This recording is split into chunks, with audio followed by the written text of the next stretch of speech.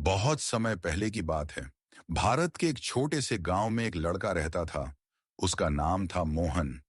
मोहन अपने माता पिता और अपने दादाजी के साथ एक कच्चे मिट्टी के घर में रहता था। उस गांव में बिजली बहुत कम आती थी।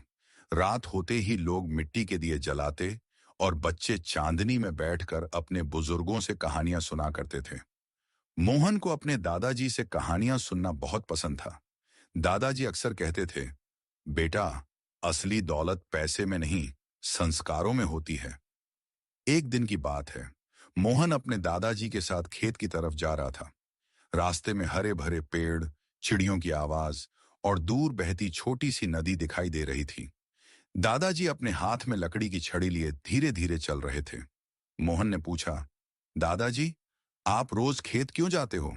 दादाजी मुस्कुराए और बोले, बेटा, यह खेत सिर्फ फसल नहीं देता, यह हमें धैर्य, मेहनत और ईमानदारी सिखाता है। खेत पहुंचकर दादाजी ने मोहन को मिट्टी छूने को कहा। मोहन ने मिट्टी हाथ में ली। दादाजी बोले, देखो बेटा, यही मिट्टी हमें खाना देती है, कपड़ा देती है और घर देती है, इसलिए इसे माँ की तरह मानना चाहिए। मोहन ने मन ही मन तय कर लिया कि वह भी बड़ा होकर किसान बनेगा। उसी गांव में एक लालची जमींदार रहता था। वह गांव वालों की जमीन हड़पना चाहता था। एक दिन उसने ऐलान किया, जो लोग अपनी जमीन मुझे बेच देंगे, उन्हें मैं बहुत पैसा दूंगा।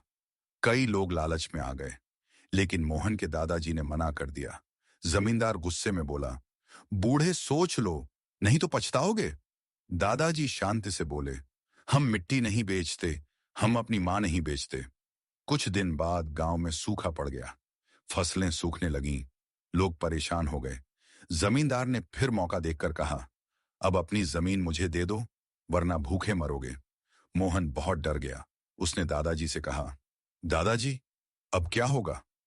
दादाजी ने मोहन का सिर सहलाया।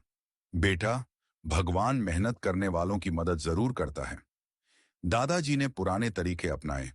उन्होंने कुएं से पानी निकालकर हाथ से सिंचाई की, गोबर और सूखे पत्तों से खाद बनाई, बीज को मंत्र पढ़कर बोया। मोहन रोज दादाजी का साथ देता। धीरे धीरे खेत में हरी कोंपलें निकल आईं। पूरे गांव में सिर्फ मोहन के खेत हरे दिख रहे थे। गांव वाले हैरान रह गए। उन्होंने दादाजी से पूछा, आपकी फसल कैसे बच गई? दादाजी बोले, पुराने तरीकों में ताकत है। प्रकृति से दोस्ती करोगे तो वह कभी धोखा नहीं देगी। जमींदार को बहुत गुस्सा आया, लेकिन अब लोग उसकी बातों में नहीं आए। सब गांव वाले दादाजी के पास आए और बोले, हमें भी वही तरीके सिखाइए। दादाजी ने सबको सिखाया। कुछ महीनों में पूरा गांव फिर से हरा भरा हो गया। समय बीतता गया। मोहन बड़ा होने लगा। एक दिन दादाजी बीमार पड़ गए। मोहन उनके पास बैठा रो रहा था। दादाजी ने कहा, बेटा, मेरी एक बात याद रखना, मिट्टी से प्यार करना, मेहनत से कभी डरना मत और अपने संस्कार कभी मत छोड़ना। यह कहकर दादाजी की आंखें बंद हो गईं।